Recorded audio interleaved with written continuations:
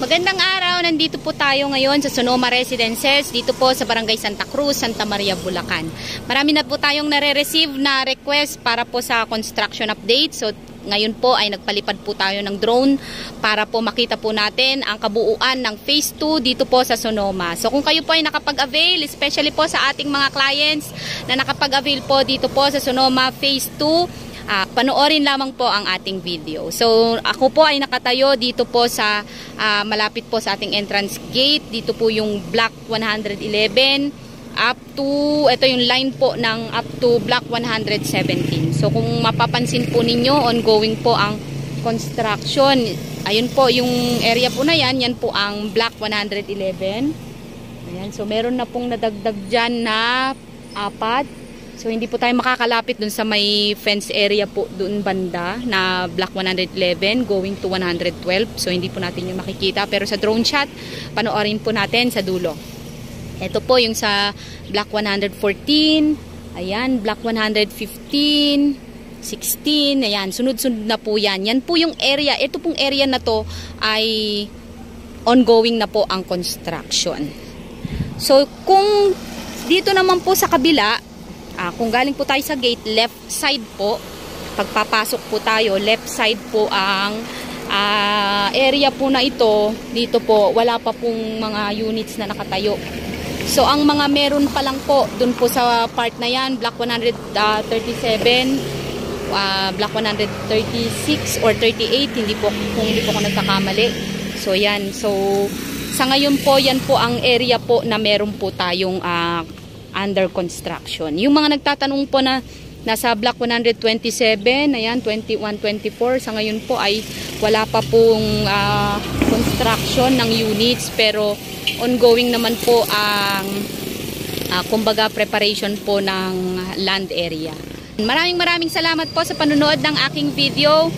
Kung kayo po ay still searching ng affordable house and lot, maaari po tayong mag-abang ng reopen units dito po sa Sonoma Residences. O di kaya naman po ang bagong-bagong bukas po ni Apex Homes na tatagpuan po sa Barangay Quezio, Santa Maria, Bulacan.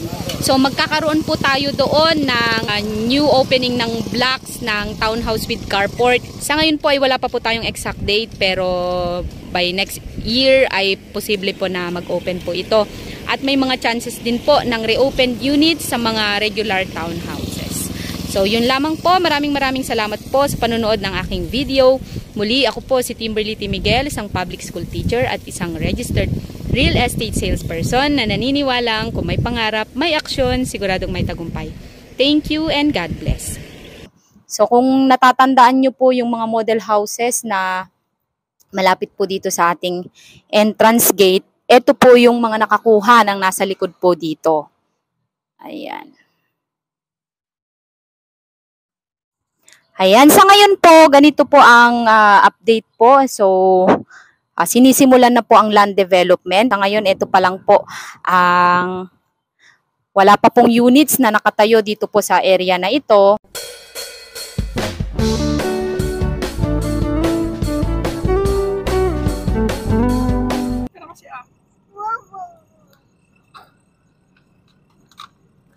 Ito po yung mga nasa block 111, 114, 115, ayan, 116, 117, ayan, so 113. Grabe po, ang dami na pong nagagawang units dito. Ongoing po ang halos lahat ng units dito po sa area na ito. So ito po yung malapit po sa ating main road. Yan na po yung along main road lang po na units. Dito naman po sa kabila ay 136, 137, 138. Ayan na po. Ongoing na po ang construction. Ayan. So, ito po yung mga units na malapit po sa basketball court. Yung mga nasa block 159 to 165, wag po kayong mag-alala dahil halos fully constructed na po doon. Dito naman po tayo sa block 145.